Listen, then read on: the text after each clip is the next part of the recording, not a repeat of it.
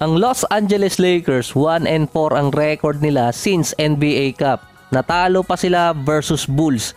18 out of 34 sa 3-point area ang Bulls kontra sa Lakers. Si DeMar DeRozan 27 points, 7 rebounds at 9 assists sa game. Per quarter lamang din doon ang Bulls kontra sa Lakers. May isang play kanina na nagpainit ng ulo ng ibang mga Lakers fans at tumalo sa trending "nakain tayo" at wala siya dito, nasa Valenzuela.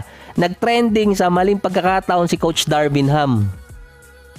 Sa third quarter, lamang ng 6 ang Bulls. 4 minutes pa yung natitira. Pagkakuha ni LeBron ng bola, ibababa niya na dapat yun. Kaso ipinasa niya pabalik dahil akala niya nasa likod niya si Anthony Davis. May injury na kasi itong si AD noon, nakita na ni Darvin Ham. At hindi agad siya tumawag ng timeout nung nakuha ni LeBron ng bola. Inintay niya muna magkaroon ng turnover.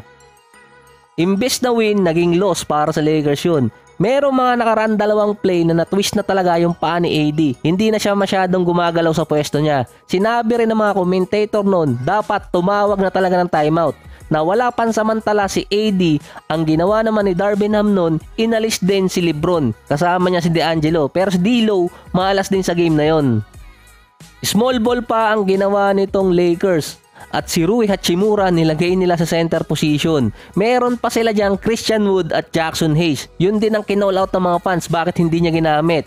Ang Bulls kasi merong Drummond at Vucevic. Pagkalabas ni LeBron at ni AD mula sa 6 points na lang ang lamang sa third, naging 90-78 yun nung natapos.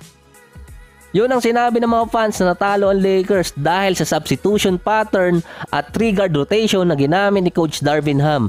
Kasi gumagamit din nun ang Bulls pero meron kasi silang legit big man sa loob.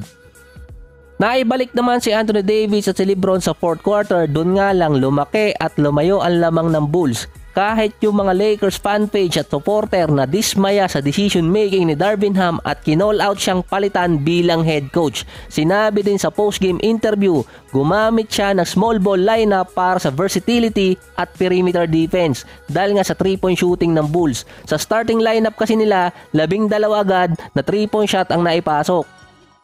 Hindi pa rin kasi nakaka-recover sa kanya yung ibang Lakers fans dahil sa nangyari nung Lakers versus Knicks.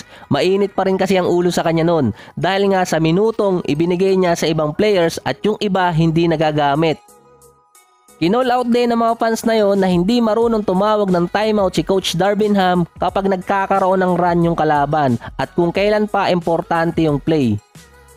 Kanina naman si LeBron, niyakap lang si Zach LaVine, trending din. Pero yung sa post-game interview, hindi rin nakapagpigil si LeBron. Last 2 games nila, questionable talaga yung nilalagay sa lineup. Kahit nung late na ibinalik si AD nung last game nila, kontra naman dito sa Knicks. Sa post-game interview, sinabi ni LeBron, meron naman silang lineup na hindi nagagamit sa buong season at yung Bulls nagkakaroon ng run.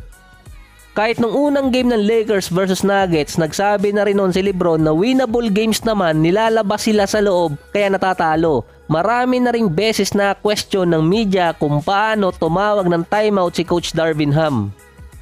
Si Christian Wood naman hindi nakalaro versus Knicks dahil questionable siya. Meron siyang sakit nun. Sa Bulls naman 1 minute lang din siya nakapaglaro at si Jackson Hayes ganun din. Sayang din yung laban ng jersey. Wala naman ako nakitang report kung merong injury yung dalawa. Ang sunod na makakatapat ng Lakers ay Minnesota. Back-to-back road game sa kanila yun. Mula East, punta sila ng West. Sa ngayon, wala pang report kung makakalaro doon si Anthony Davis. Ang balik kasi nila sa kanilang home court December 26. Christmas game yun. After din yun ang game ng Lakers versus OKC.